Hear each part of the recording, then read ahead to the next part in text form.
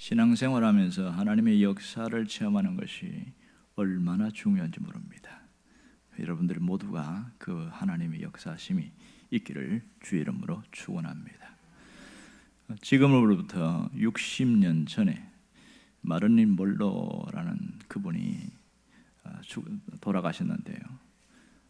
모든 것을 갖추었고 모든 화려한 스포트라이트를 받고 관능미의 여신이라고 하는 그가 스스로 목숨을 끊었습니다. 그것이 1962년 8월이었습니다. 그러니까 지금부터 한 60년 됐지요. 근데 그분이 돌아가신 이후에 전 남편이 하는 말이 굉장히 의미심장했습니다. 뭐라고 얘기하냐면 그는 세상적인 삶에서는 모든 것을 다 가졌지만 무엇을 위하여 살아가는가 하는 목적을 잃어버렸다, 이렇게 얘기했습니다. 사람이 삶의 목적을 잃어버리면 인생이 비참해진다는 것을 이런 단적인 예로 보여주고 있습니다. 그는 당대의 모든 사람들의 선망의 대상이었고 부러움의 대상이었지만 그 부러움도 자신을 이기지 못하게 되는 안타까운 여인이었습니다. 그러니까 사람은 그 사람의 평가가 무슨 목적으로 사느냐에 따라서 평가되어진다, 이런 걸 알 수가 있겠지요. 그 사람이 무엇을 즐거워하면서 살아가는가, 거기에 따라서 인생의 길과 방향이 정해진다는 걸 알 수 있습니다. 여러분을 즐겁게 하는 것이 무엇이 있습니까? 여러분은 무엇을 즐기면서 살아가고 있습니까? 어떤 분은 자신의 순간적인 쾌락을 그걸 위해서 살아가는 사람이 있습니다. 어떤 분은 돈을 벌면서도 그저 휴식을 위해서 돈을 버는 분이 있습니다. 왜 그렇게 지독하게 돈을 법니까? 그러니까 뭐라고 하는지 아세요? 좀 인생을 즐기려고요, 그러더라고요. 틀린 말 아닌 것 같지요. 그 사람은 그게 목적이었던 겁니다. 어떤 분은 화끈한 즐거움을 원해서 도박장에 가고 또 화투장을 만지고 이런 사람이 있습니다. 여러분, 또 소유의 기쁨과 즐거움이 있어요. 혹시 그런 기쁨으로 살아가는 분은 없지 않습니까? 사람이 나를 즐겁게 해주는 것이 무엇인가로 평가되어지는 건 사실입니다. 하지만 나를 즐겁게 해주는 모든 것이 그것이 목적이 되지 못합니다. 왜냐하면 그것이 사라질 때에, 기쁨이 사라질 때에 갑자기 인생이 허무해지고 절망감이 확 밀려오거든요. 사람이 무너질 때는 여러 가지 방법이 있는데 어떤 때는 가장 큰 슬픔이 밀려올 때, 환난을 겪을 때 인생이 무너지는 그런 일들이 겪기도 합니다. 아주 오래전의 일인데요, 어느 한 가정에 4대 독자가 있었습니다. 그 부부가 참 천신만고의 끝에 기도해서 아들을 낳았어요. 이 아들을 낳아서 잘 키우는데 금지오겹으로 금이야 오기야 이렇게 키우는 겁니다.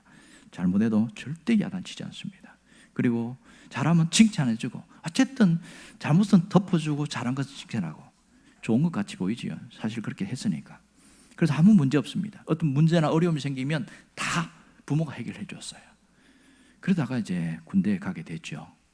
그런데 군대에서 보면 불합리한 일이 많고 또 폭압이 있고 그런 일들이 있는데 기합을 받는데 이걸 못 견디는 거예요. 그러고 나서 인생이 어쩌고 저쩌고 이러면서 그냥 유서 하나 써놓고 죽어버렸어요. 너무 허무하게 죽은 거예요, 4대 독자가. 그 시신 앞에서 부모가 한없이 울면서 이 아이가 이렇게 된 것은 우리 잘못입니다, 그러면서 후회하는 모습이 있었습니다. 얼마나 안타까운지 몰라요. 차라리 4대 독자지만 혼내고 바르게 살도록 가르쳤다면 이 약해 빠진 모습은 아니었지 않을까, 그런 후회감이 있었던 것 같습니다. 오늘 우리가 살면서 여러 가지 많은 곤고와 환난과 시험, 이런 것들이 우리 삶에 있어요. 그럴 때 우리는 신앙이 무너질 때가 참 많습니다. 그런데 오늘 우리가 읽은 성경에 보면 이상한 말이 나와요. 3절에 보면 뭐라고 그러냐면 환난 중에 즐거워한다, 이렇게 말하고 있습니다. 여러분, 환난 중에 즐거워한다, 이것이 어떻게 들립니까? 내가 슬픔을 당했어요. 내가 고난을 당했어요. 그때 웃고 다니면 뭐라고 그럽니까? 저는 미쳤나 봐. 이렇게 이야기하지 않겠어요? 왜 환난 중에 즐거워한다고 했을까요? 여러분, 환난이 즐거운 일인가요? 결코 아니잖아요. 환난은 슬픔이요, 아픔이요, 피해야 할 존재입니다. 어쨌든지 환난이 오면 피하는 게 정상이에요. 예를 들어서 태풍이 몰려오는데 와 좋다 하고 그 카메라 들고 태풍 앞에 들어서면 어떻게 되겠어요? 그런 사람이 있더만 보니까. 여러분, 인생의 어려움이 밀려오는데 그걸 피하는 게 정상이지, 그 맞닥뜨리 갖고 누가 이기나 해보자. 누가 이기겠어요? 환난이 이기지. 그런 사람은 없단 말입니다. 누구나 본능적으로 환난이 오면 피하려고 하고, 환난은 슬픈 것이고 고통스러운 것이기 때문에 그것을 좋아한다는 것 자체가 말이 안 되는 거죠. 그러면 여기서 환난 중에 즐거워한다, 도대체 무슨 말입니까?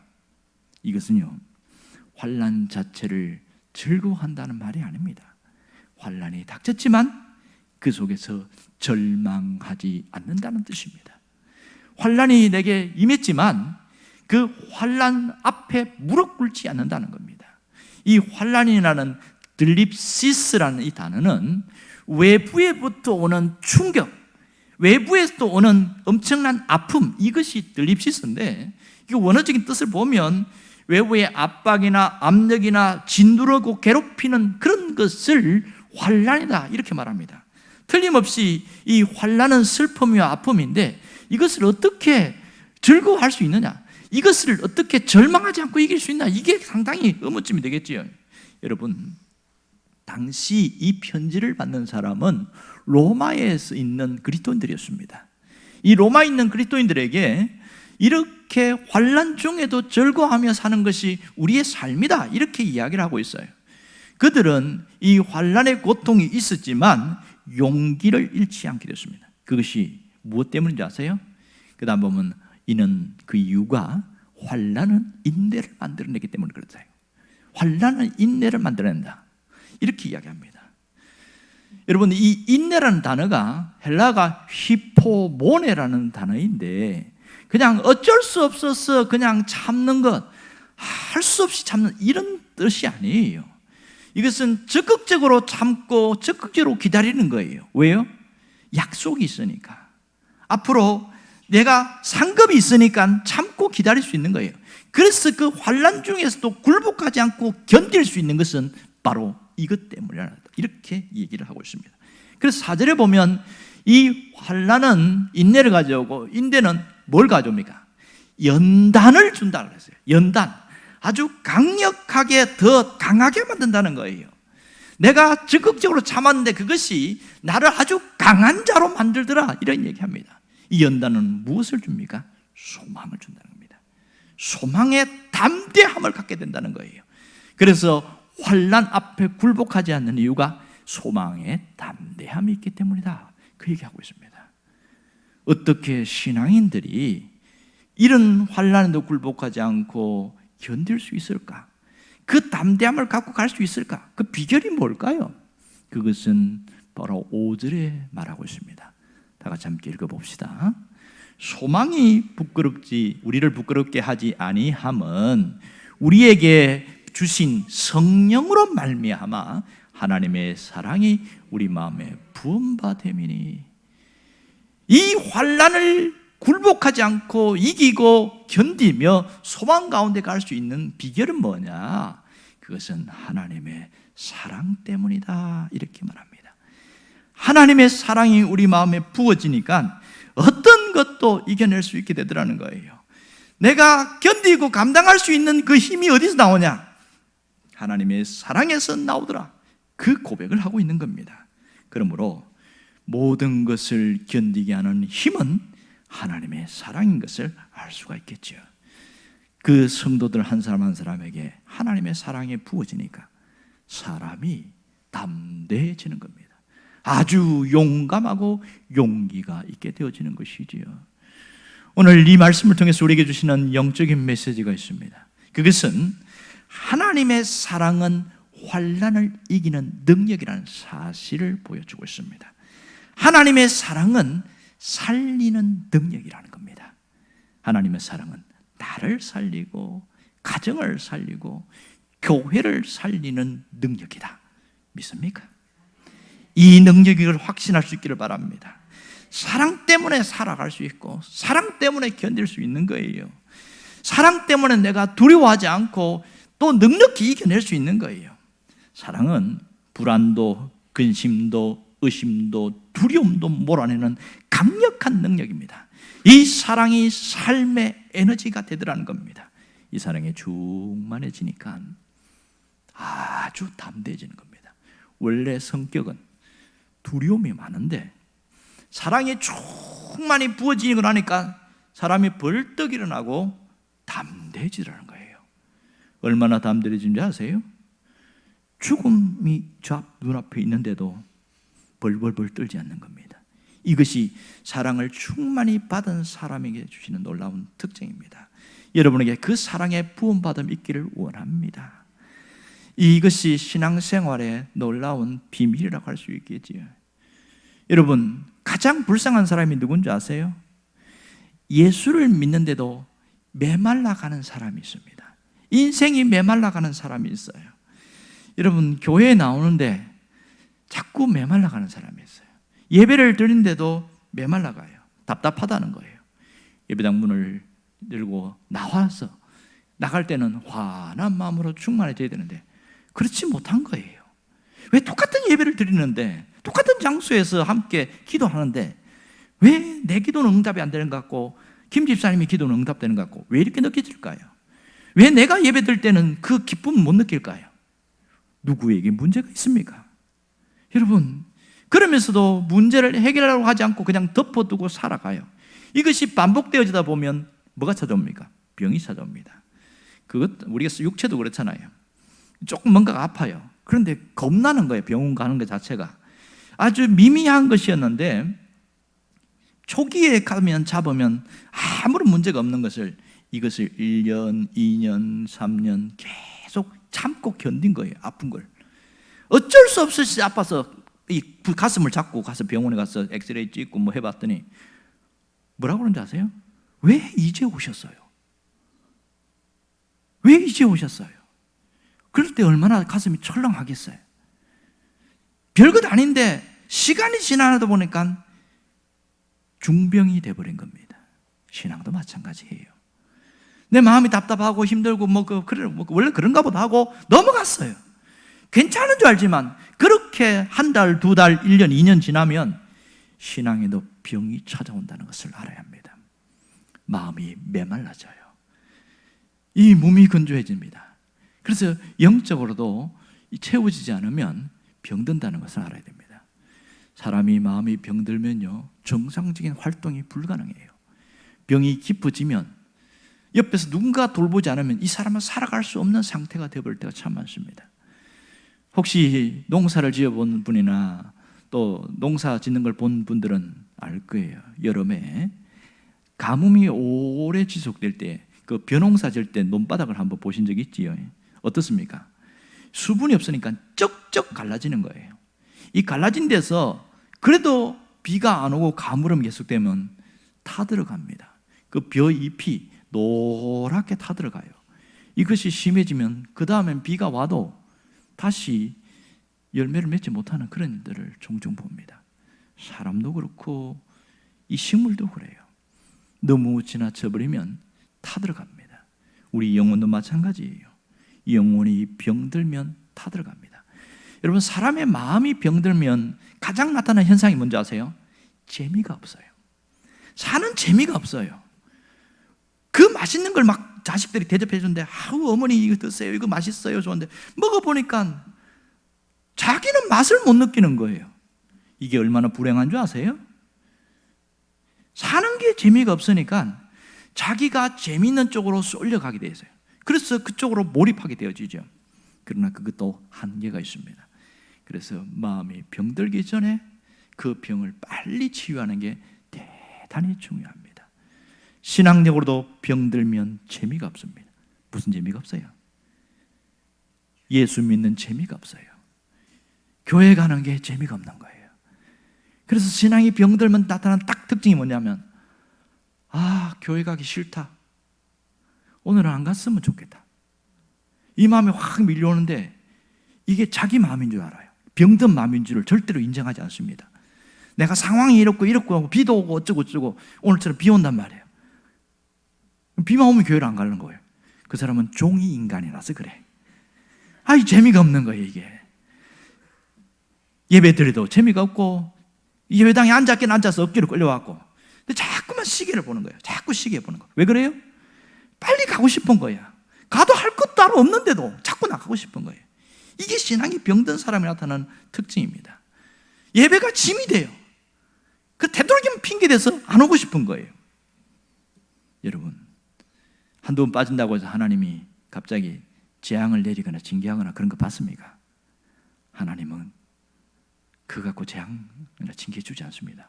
어떤 분은 하나님의 두려워하는 분들은 이러면 처음에는 하나님이 나한테 혼내키겠지. 가다가 멀쩡하게 가는데 옆에서 부딪혀갖고 막 차 사고 나고, 아이고야 내가 절대로 빠지면 안 되겠네 이런데요, 2번 빠지고 3번 빠지면 아무 일 없네. 그래서 마음이 병들고 영혼이 병드는 거예요. 이런 답답함이 있습니다. 여러분은 영적으로 건강할 수 있기를 바랍니다. 어떻게 하면 영적인 건강을 계속 유지할 수 있을까요? 건강한 신앙인으로 살아갈 수 있을까요? 그 해결 방법은 하나님밖에 없습니다. 하나님만이 내 영혼의 문제를 해결할 수 있는 유일하신 분이십니다. 그러면 하나님께서 우리를 어떻게 해서 치유하십니까? 우리의 영혼의 건강은 하나님의 사랑밖에 없어요. 그 사랑을 부음받기만 하면 갑자기 시들었던 사람도 벌떡 일어나게 되어지고 아픈 사람도 다시 회복되어지는 놀라운 역사가 있습니다. 여러분, 하나님의 사랑을 부음받는 게 얼마나 중요한지 몰라요. 그 사랑에 부음받을 때에 그 사람 자체가 달라지게 되어 있어요. 그거 아세요? 몸이 좀 아플 때에 병원 가갖고 그 포도당 주사, 지금 비싼 거 포도당 주사 맞고 딱 오면 어떻습니까? 갑자기 눈이 떠이고 몸이 확 개운해지잖아요. 왜 그래요? 영양제가 들어왔으니까 그렇지. 몸이 좋아지는 거예요. 예배 드리면서 신앙생활 하면서 하나님의 사랑이 부어질 때에 갑자기 영적으로 확 회복되는 놀라운 일들이 일어납니다. 여러분에게 그런 일이 있기를 원합니다. 여러분, 우리가 깨달아야 될 게 뭔지 아세요? 사랑이 답이라는 사실입니다. 이걸 잊지 말아야 돼요. 사랑이 답입니다. 사람이 살아가면서 사랑하며 살고 사랑받으며 살아갑니다. 우리는 이것이 보편적이고 일상적이고 정상적이다 그렇게 말합니다. 그런데요, 사랑받지 못하고 자라면 반드시 문제아가 되어버립니다. 어릴 때에 부모가 갈라졌거나 그렇게 해서 살면서 계속 야단만 받고 이러면서 사랑받지 못한 아이는 성격이 삐뚤어져 버립니다. 나무가 휘어져서 자라는 것처럼 정상적으로 자라지 못합니다. 이런 아이는 청소년이 되고 어른이 되면 반드시 문제를 일으킵니다. 왜? 자신의 사랑받지 못한 것 때문에 사랑을 찾아서 막 사람에게 집착하고 매달리기도 하고, 그리고 뭔가를 채우고 싶어서 요구를 하는데 안 채워지니까 확 뒤집어지는 거예요. 그래서 사고를 일으키기도 하고, 이런 일들이 얼마나 많은지 몰라요. 엊그저께도 보니까 대낮에 도로에서 남편이 그 부인을 이렇게 칼로 이렇게 찔러가지고 죽는 그런 사건이 벌어졌더만요. 왜 그래요? 이 남편에게 의처증이 있었던 거예요. 그것이 심각해서. 의처증이 왜 생깁니까? 사랑받지 못한 것 때문에 나타난 상처 때문에 그런 일이 일어나거든요. 우리는 사람과 사람 사이에 서로 관계를 맺으면서 살아가요. 관계를 맺는다는 것은 그 사람과 나 사이에서 신뢰가 있고 그 다음에 서로가 주고받고 하는 그 가운데 사랑함이라는 것이 연결되어 있습니다. 특별히 결혼을 해서 살아갈 때에 이 사랑은 굉장히 중요한 부분입니다. 결혼했을 때 사랑은 헌신과 희생으로 나타나야 결혼 생활이 원만해요. 이걸 모르고 사랑은 낭만이다, 그럼 반드시 깨지게 되어 있습니다. 여러분, 사랑은 이기적일 때가 굉장히 많아요. 그래서 나 중심으로 나한테 해주기를 원하는 거야. 그런데 사람이 한계가 있어요. 다 못 해준단 말이에요. 그럴 때에 뭐가 생겨요? 불만이 생기고 분노가 오르기 시작합니다. 이 사랑이 깨지면 정오가 됩니다. 그래서 함께 살던 사람이 평생 원수가 되는 이유는 사랑이 깨트려졌기 때문에 나타나는 현상입니다. 세상에서의 사랑은 제한적이고 한계가 있어요. 충만해 다 할 수가 없는 거예요. 이게 우리의 현실이고 연약함입니다. 그 유명한 중세의 그 성직자 중에 한 명인 클레르보의 버나드라는 사람이 있는데요. 이 사람이 On Loving God 이 책을 썼어요. 그러니까 하나님 사랑 안에서 뭐 하나님과의 관계를 이야기하는데 하나님이 우리를 어떻게 사랑하는가 그걸 이야기하고 있고 우리가 하나님을 어떻게 사랑해야 되는가 그런 얘기를 그 내용을 써놨어요. 근데 거기 버나드가 한 얘기 중에 보면 사랑에는 4가지가 있더라 이런 얘기를 합니다. 처음에는 미성숙한 사랑이 있다고 그래요. 미성숙한 사랑. 사랑은 사랑인데 그 사랑이 그렇게 성숙하지가 못한 거예요. 그래서 뭔가 자꾸만 요구를 하기만 하는 그 사랑이 미성숙한 사랑이다 이런 얘기를 합니다. 또 하나는 이기적인 사랑이 있다 그렇게 말합니다. 이기적인 사랑이 뭡니까? 나만 해달라는 거예요. 자꾸 달라고만 하는 게 이기적인 사랑이지요. 사랑이 이기적이 되면요 같이 함께 하기가 싫어요. 피곤해집니다. 그렇지만은 이기적인 사랑이 있는 것은 엄연한 현실입니다. 그런가 하면 세 번째는 이타적인 사랑이 있습니다. 이타적인 사랑은 주로 부모 자식 간에서 나타나는 사랑이 이타적입니다. 이 사랑은 굉장히 헌신적이고 희생적입니다. 과거 9.11 테러 사건이 있을 때에 그 무덤 속에서 시체가 발견됐는데 사람은 안 보이고 손만 있는 거예요. 손만 있어서 사람이 있는가 싶어서 이렇게 봤는데 없어요. 그러니까 건물이 무너지면서 손이 절단됐어요. 그런데 이 손을 잡고 있는 거야. 그 손을 잡고 있는데 이 소방대원이 펴보니까 그 손 안에 작은 손이 또 있는 거예요. 깜짝 놀랐어요. 그래서 아이의 손이구나. 순간에 알게 된 거예요. 마지막 죽음의 순간까지 자식의 손을 놓지 않는 그 끔찍한 사랑이 거기서 전달되는 것을 있었습니다. 이것이 우리가 할 수 있는 가장 큰 사랑입니다. 네 번째는 완전한 사랑이다 이렇게 말합니다. 완전한 사랑. 인간을 완전한 사랑을 줄 수 없어요. 이것은 하나님만이 우리에게 줄 수 있는 사랑이다 이렇게 말합니다. 완전한 사랑. 그것이 어디에서 나타났습니까? 그 완전한 사랑은 십자가 위에서 계시되었습니다. 완전한 사랑이 보여주신 분이 십자가였습니다. 유명한 토저 박사는 그 사랑에 대해서 하나님은 완전한 사랑으로 우리에게 다가왔는데 인간이 그리스도인이 된 사람들이 그 사랑을 제대로 받지 못한 사람이 많다 이런 말을 합니다. 토저 박사가 한 말 중에 이런 말이 있어요. 무슨 얘기를 하냐면 대부분 사람들은 체험보다 믿음의 논리에 의해서 스스로 그리스도인이라고 생각을 합니다. 하나님과의 대면은 그냥 신학적인 개념으로 대체돼 버렸고 머리에는 종교적 지식으로 가득 찼지만 마음의 주인이 없는 것은 인간의 최대의 약점이다 이런 말합니다. 하나님을 믿는데 그 하나님의 사랑을 느끼고 체험해야 되잖아요. 그게 아니고 사랑을 이해하고 사랑을 분석해서 하나님의 사랑을 받아들이려고 하는 거예요. 이것처럼 넌센스가 없는 거예요. 아니 사랑을 어떻게 분석을 하고 있습니까? 사랑은 느껴져야 맞는 거잖아요. 체험돼야 되는 게 맞거든요. 그런데 그리스도인 중에서 하나님의 사랑이 못 느껴지는 사람이 있습니다. 왜 그렇습니까? 마음이 고장났기 때문에 그렇습니다.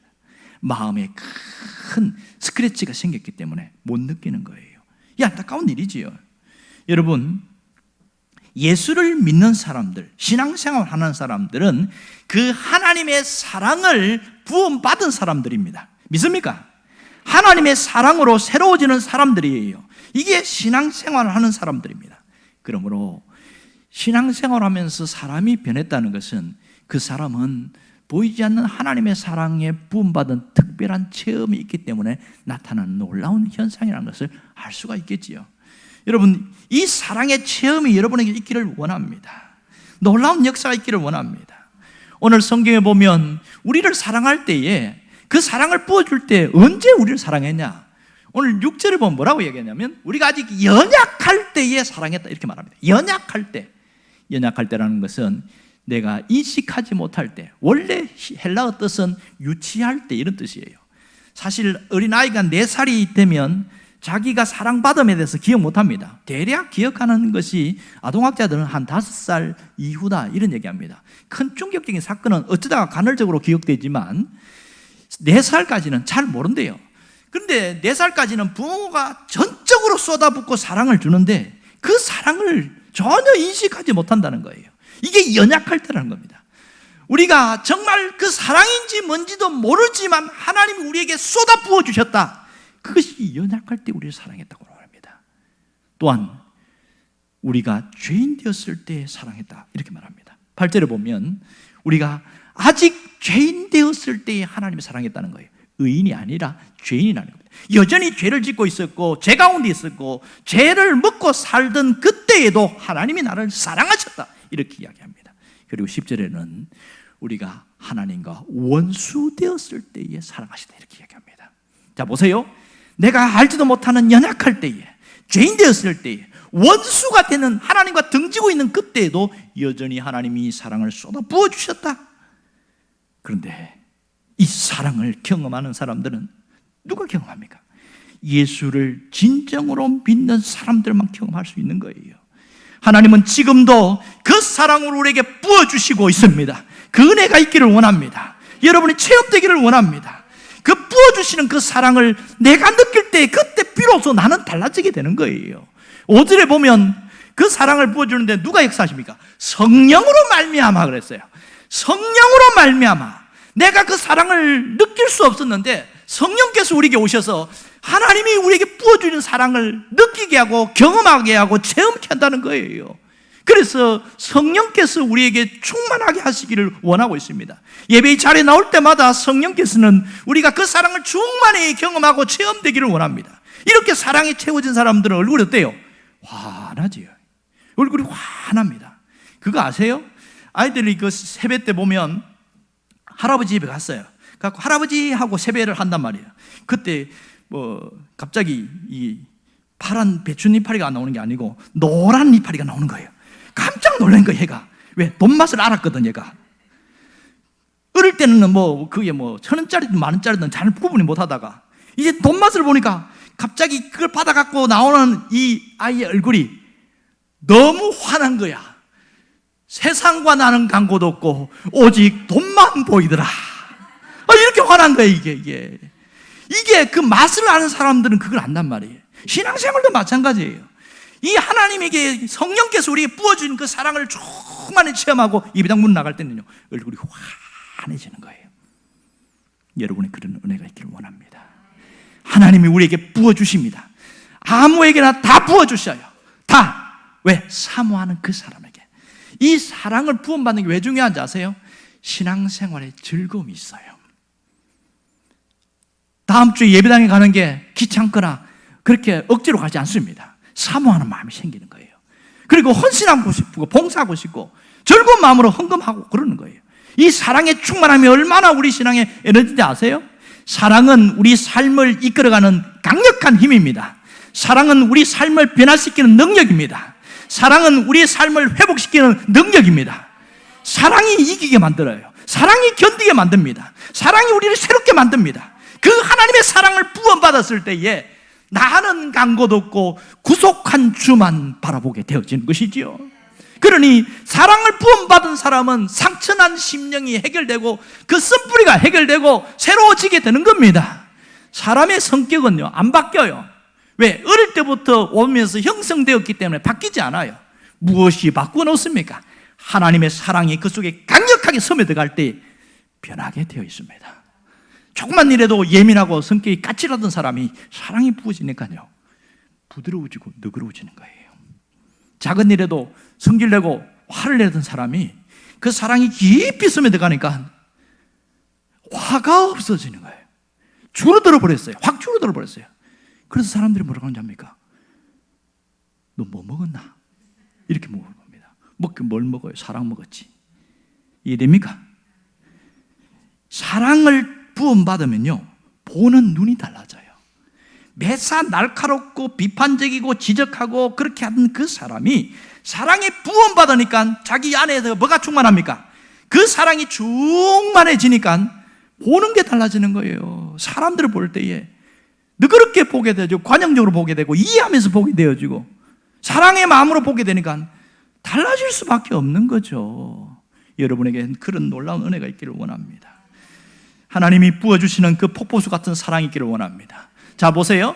하나님의 사랑이 우리 마음에 부음바됨이니, 이 부음바됨은 뭐냐면 찔끔찔끔 한 방울 한 방울 주는 게 아니라 뭐예요? 폭포수같이 쏟아부어 준다는 거예요. 그 사랑이 여러분에게 젖어 있기를 원합니다. 양동이로 퍼붓듯이 그냥 계속 부어주신다는 겁니다. 놀랍지 않습니까? 여러분, 마음이 낙심되고 근심이 찾아오고 힘이 들 때에 무엇으로 이길 수 있을까요? 사랑을 붙들어야 이길 수 있습니다. 사랑으로 이겨낼 수 있는 겁니다. 여러분의 그 은혜가 있기를 원합니다. 그러므로 이 하나님의 사랑은 결단코 끊을 수가 없어요. 로마서 8장 35절에 뭐라고 하세요? 누가 우리를 그리스도의 사랑에서 끊겠느냐? 이러면서 환난이나 기근이나 적신이나 위험이나 칼이라 그 어떤 것도 하나님 안에 있는, 하나님과 우리 사이에 있는 그 사랑을 결코 끊을 수 없느니라. 할렐루야.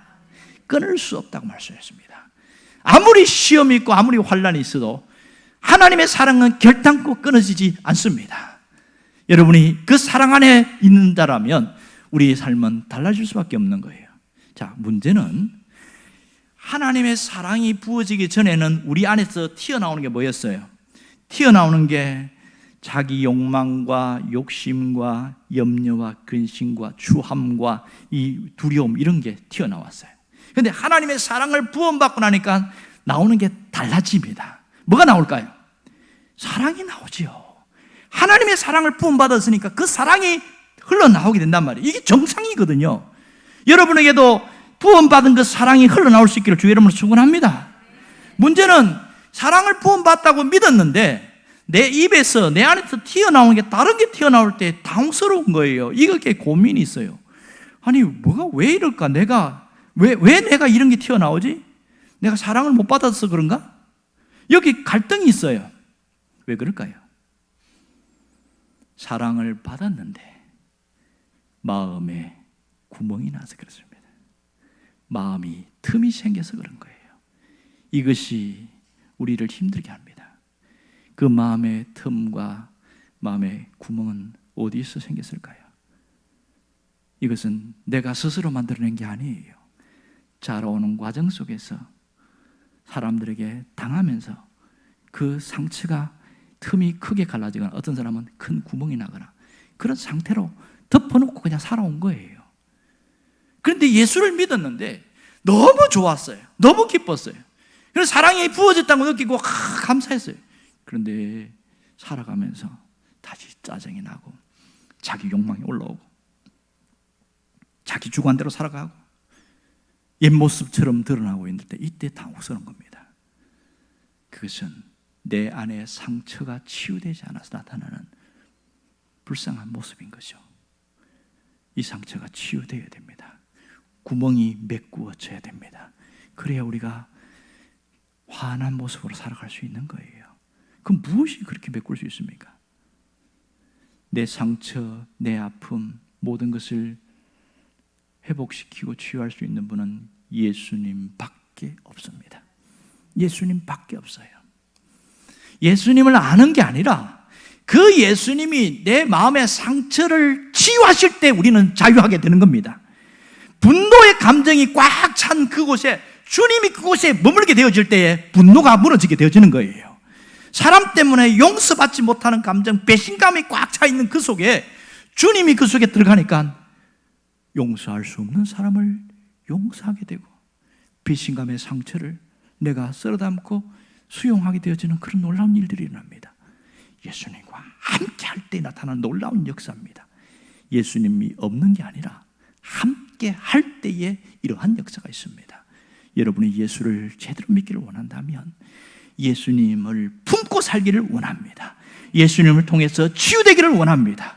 예수님과 함께 살 수 있기를 원합니다. 그럴 때는 구멍나고 이렇게 틈 인생인 모든 부분들이 하나씩 메꾸어지기 시작하는 거예요. 신앙생활이 연속되고 반복되는 예배 가운데 무슨 일이 생깁니까? 그 속에 하나님의 역사가 있는 거예요. 그 속에 치유가 있고 그 속에 회복이 있습니다. 그 속에 살아나는 역사가 나타난다는 겁니다. 이것을 여러분들이 경험할 수 있기를 바랍니다.